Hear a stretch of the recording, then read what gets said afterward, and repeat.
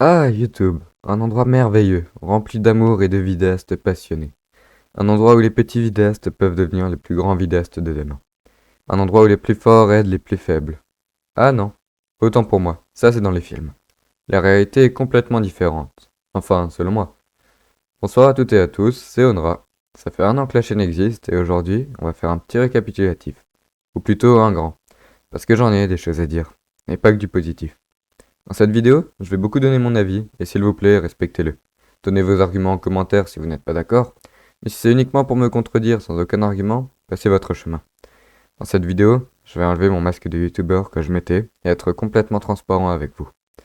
Maintenant, si vous êtes prêts, on peut y aller. Partie 1. C'est quoi exactement YouTube? Chapitre 1. La création de YouTube.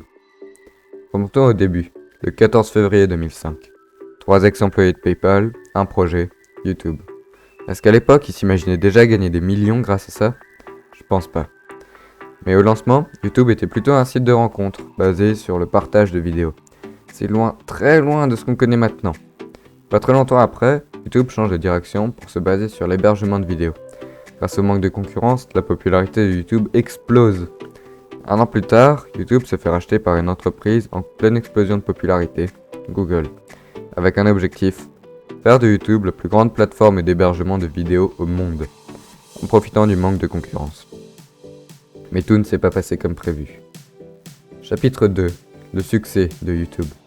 De 2005 à 2006, c'est la première ère de YouTube, avant le rachat de la plateforme par Google. À cette époque, ça ne fonctionnait pas trop, il n'y avait pas beaucoup de vidéastes, donc pas grand chose à dire. De 2007 à 2010, YouTube va exploser grâce au rachat par Google, surtout du côté anglophone, avec l'arrivée de nombreux créateurs, comme PewDiePie par exemple. C'est la deuxième ère de YouTube. Enfin, l'âge d'or de YouTube, de 2011 à 2016. C'est à ce moment-là que la majorité des grands YouTubers d'aujourd'hui ont commencé, comme Mixem, Cyprien et j'en passe. Actuellement, nous sommes dans la 4e ère de YouTube, de 2017 à aujourd'hui. Dans cette époque, la concurrence fait rage, avec d'abord Twitch, une plateforme de divertissement en live. Pour essayer de ne pas perdre son audience, YouTube crée YouTube Gaming. Un projet assez flou qui va très vite disparaître, car personne ne comprenait vraiment ce qui devait être fait là-dessus. Car Twitch avait déjà pris cette particularité des lives. Mais en 2016, un concurrent de taille fait son entrée en jeu. TikTok. Grâce à ses vidéos courtes, TikTok séduit de plus en plus la nouvelle génération, ce qui fait chuter drastiquement l'audience de YouTube, car tout le monde part chez la concurrence. C'est à ce moment-là que la chute de YouTube commence. YouTube voit que TikTok commence à plaire grâce à son format de vidéos courtes et verticales, et décide de faire exactement la même chose avec YouTube Shorts. Les stories sur Instagram, vous voyez ce que c'est? C'est une fonction sur Instagram qui permet de partager une photo ou une vidéo pendant 24 heures avant qu'elle soit supprimée. Vous voyez où je veux en venir? Eh oui, le système des stories a été copié par pas mal de plateformes, Facebook, Snapchat, mais aussi par YouTube en 2018. Encore une fois, ça a été un énorme échec, à tel point que YouTube les a retirés. La plateforme est de plus en plus critiquée par les utilisateurs comme par les créateurs. Chapitre 3. Les problèmes de YouTube. Dans ces dernières années, la plateforme prend un retard considérable en ne s'adaptant pas aux nouvelles normes de divertissement. De 2017 à aujourd'hui, la plateforme n'a eu aucune évolution réellement positive, à part un fond noir sur la page d'accueil du YouTube, qui préserve donc un peu mieux nos yeux. En 2021, c'est le drame. YouTube annonce vouloir retirer les dislikes, enfin ne plus afficher leur nombre. Une grosse partie de la communauté, si ce n'est toute la communauté, va râler auprès de YouTube comme quoi ils ne peuvent pas faire ça. Mais YouTube va faire un sourd oreille. On pourrait croire que c'est un petit changement, mais ça impacte autant les spectateurs que les créateurs. Avant, si on pouvait se faire un avis sur une vidéo, par exemple sur un tuto à partir de ça. Si le tuto avait 19 likes et 918 dislikes, le spectateur pouvait se douter que le tuto était une arnaque. Oui, mais le tuto, c'est pas grave si on voit pas les dislikes. Bah justement, si, mais admettons, vous cherchez un petit boulot pour vous faire de l'argent de poche cet été, et vous tombez sur une vidéo intitulée « Comment se faire de l'argent en travaillant l'été ». Vous cliquez dessus, et là, vous n'avez aucun moyen de savoir si c'est une arnaque ou pas, vu que le nombre de dislikes n'est plus affiché. Le plus naïf d'internet se fera donc peut-être avoir lorsque la personne présentant le tuto va lui demander de donner son code de carte bleue dans le mail dans la description pour recevoir de l'argent. La justification de YouTube est que c'est pour que les petits créateurs ne subissent plus de raids de dislikes, Un raid de dislike, c'est lorsque plusieurs spectateurs viennent sur une vidéo et mettent tous ensemble leurs plus beaux dislikes. D'accord, c'est pas très gentil, mais si les spectateurs n'aiment pas la vidéo qu'ils regardent, rien ne les empêche de mettre un dislike. Et c'est quoi la prochaine étape? Retirer les likes? Ah non, ça c'est déjà le cas. Et oui, sur certaines vidéos, le créateur a le choix de retirer ou pas l'affichage du nombre de dislikes. Mais attendez une minute, YouTube n'aurait pas pu faire ça pour les dislikes aussi? Ceux qui veulent les laisser les laissent, et les autres les cachent? Ce serait pas mieux comme ça? Enfin bref, toutes ces mauvaises décisions vont principalement faire fuir les utilisateurs et les créateurs avec un avis commun. YouTube vieillit mal et se fait dépasser par beaucoup d'autres plateformes. Chapitre 4. Les droits d'auteur. Un des gros problèmes de YouTube aujourd'hui sont les droits d'auteur.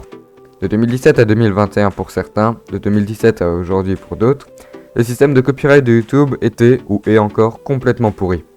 Quand un créateur de contenu recevait un strike par quelqu'un, c'est-à-dire un avertissement, en voici un exemple.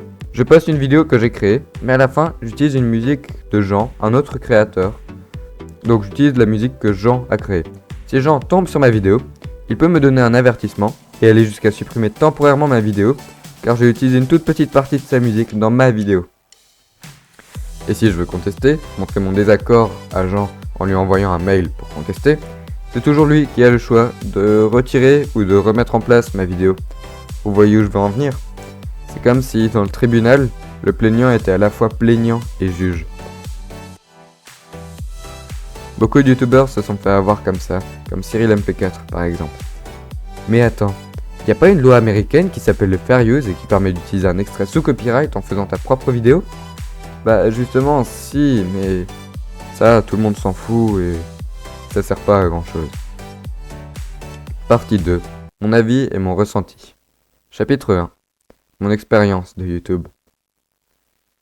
Étant au lycée, je suis très consommateur de YouTube, ce qui fait que j'ai commencé à me forger un petit avis de la plateforme. On va d'abord commencer par les points négatifs. Problème numéro 1, les pubs.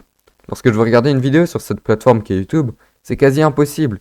Entre les pubs du début, les pubs dans la vidéo, les pubs après la vidéo, et encore je suis content lorsque je peux passer la pub, mais là actuellement je me tape la même pub depuis facilement 3 mois. Je la connais par cœur, j'en ai plus que marre. J'en suis arrivé à un point où quand je regarde une autre vidéo et qu'il y a une autre pub que celle que j'ai d'habitude, je la passe même plus. Et si le problème c'était que ça irait encore. Mais là, je me tape des pubs des fois de 2 minutes que je peux même pas passer. Et vous allez me dire, oui, mais 2 minutes, c'est pas grave.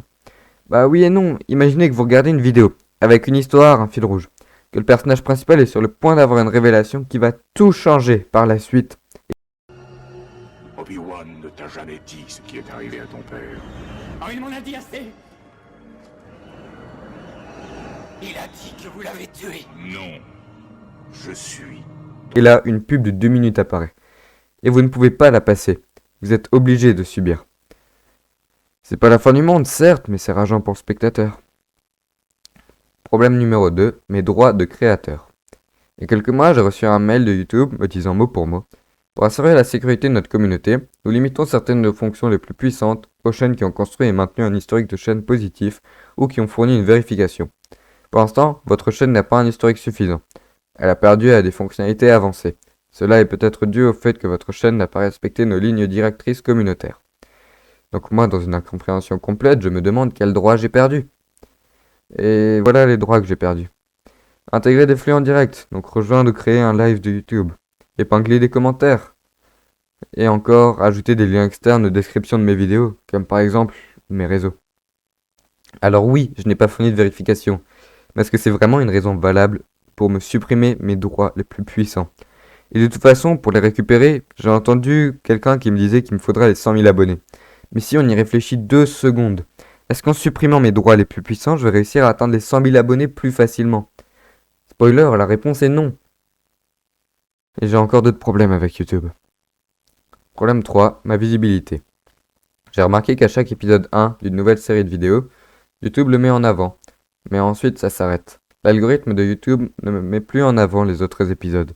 C'est une des raisons pourquoi j'ai arrêté la série de vidéos Pokémon ou encore la série Dragon Ball Legend. À chaque fois, le nombre de vues s'effondrait drastiquement. Aujourd'hui, l'algorithme de YouTube fonctionne comme ça. Patrick est un spectateur régulier.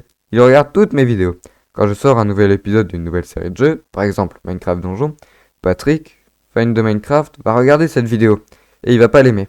Il va donc partir de la vidéo. L'algorithme de YouTube va voir que Patrick est parti de la vidéo Minecraft Donjon. L'algorithme va donc en déduire que comme Patrick aime Minecraft, qu'il n'a pas aimé la vidéo Minecraft Donjon, elle est nulle. Il va donc plus l'afficher sur la page d'accueil des autres spectateurs et ma vidéo ne sera plus affichée, les notifications de mes nouvelles vidéos ne seront plus envoyées et je vais perdre en visibilité.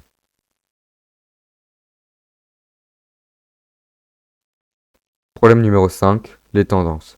En ce moment sur YouTube, que ce soit les shorts ou les vidéos longues, je croise de plus en plus de jeunes, parfois en dessous de 10 ans, qui publient des vidéos d'autres youtubeurs en s'incrustant avec un fond vert, parfois au centre, parfois caché dans un coin. Et ça, YouTube ne fait rien. Ils ne suppriment pas leurs vidéos malgré que ce soit du vol de contenu. Ça a alors donné lieu au hashtag StopGreenScreenKids, lancé par la communauté, dans le but que ces gens arrêtent de voler du contenu et de se faire de l'argent sur le dos d'autres créateurs beaucoup plus talentueux qu'eux. Selon moi, ce sont une partie de ces gens qui rendent YouTube si toxique. Ensuite, les points positifs. Car oui, quand il y a du négatif, il y a aussi du positif. Et là, non. J'ai pas trouvé de points réellement positifs à la plateforme. J'ai l'impression que tous les youtubeurs sont devenus que des copies de youtubeurs qui ont percé. Pour parler un peu plus de mon expérience en tant que créateur, j'ai commencé à ressentir une forme d'anxiété, du stress, parce que j'avais peur que YouTube me supprime d'autres droits, qu'il me supprime une vidéo pour X raisons. Et je ne suis pas le seul à ressentir ça. Un youtubeur que je regarde l'a aussi expliqué. Faire des vidéos, c'est ma passion. Divertir les gens, c'est quelque chose que j'aime faire. Et là, j'ai peur à chaque fois que je tourne une vidéo, à chaque fois que j'en poste une. Partie 3, pas de titre. On pourrait croire qu'après ces annonces, je quitte YouTube. Certains l'espèrent, d'autres non. D'abord, ce qui est sûr, c'est que je vais quitter cette chaîne. Ça deviendra mon compte personnel, donc je vais la mettre en privé. Je ne posterai plus de vidéos là-dessus. Je ne supprimerai pas les vidéos que j'ai mis. C'est en quelque sorte la fin de cette chaîne YouTube, après 1 an d'existence. Après de nombreuses vidéos postées très irrégulièrement. Je vous annonce dès maintenant que j'ouvre une nouvelle chaîne YouTube, Onra_2.0. La première vidéo sera postée mercredi prochain, et cette fois je n'arrêterai pas la série Dragonair Fallen Gods. Je reprendrai le rythme d'une vidéo par semaine, soit le mercredi, soit le samedi. Pendant les 3 premières semaines, je posterai les 3 premiers épisodes de Dragonair de cette chaîne sur ma nouvelle chaîne YouTube. C'est donc à la fois un départ et une fin que j'annonce dans cette vidéo. Mais un nouveau départ mieux que cette chaîne-là. J'ai pour projet aussi de commencer à streamer, faire des lives de temps en temps sur Twitch. J'ai aussi réouvert un compte Discord, donc si vous voulez me parler de quelque chose en privé, me donner des idées de concepts, mon Discord est sur ma bannière. Voilà, merci de m'avoir écouté, j'ai dit à peu près tout ce que j'avais à dire. Ne vous abonnez plus à cette chaîne, ça sert plus à grand chose. Pareil pour les likes, vous embêtez pas à ça. Mais si vous tenez absolument à le faire, il y a toujours ma nouvelle chaîne, Onra 2.0. On se retrouve là-bas. Ah, et j'ai encore quelque chose à dire. Merci beaucoup pour ceux qui se sont abonnés, qui ont mis des likes, qui m'ont aidé dans ce projet, etc. Merci aux autres aussi, d'avoir la patience de m'écouter parler, de regarder mes vidéos, pas toujours passionnantes. Et même si c'est pas jusqu'au bout, merci quand même. Merci à tous pour cette année sur YouTube. C'est une page qui se tourne pour commencer une nouvelle histoire.